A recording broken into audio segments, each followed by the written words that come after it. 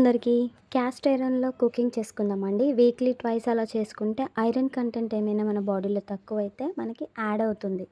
Daily అస్సలు తినొద్దండి. Weekly twice అలా.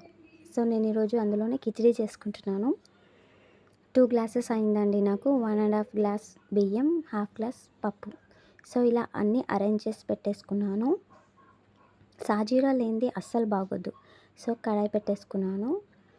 Oil వేసుకొని ఆయిల్ హీట్ అయ్యాక సాజీరా ఫస్ట్ వేసుకున్నాను. తర్వాత అన్ని మసాలా దినుసులు వేసేసుకొని మిరపకాయలు వేసేసుకొని మిరపకాయలు ఫ్రై అయ్యాక కొత్తిమీర వేసాను. పుదీనా ఫ్రై చేసుకోవాలి. పచ్చిగా ఉంటే బాగోదు. సో, అల్లం వేసాను. అల్లం ఫ్రై అయ్యాక 4 గ్లాసెస్ వాటర్ వేసుకున్నాను. 2 గ్లాసెస్ అయిందండి నాకు బియ్యమును పప్పు.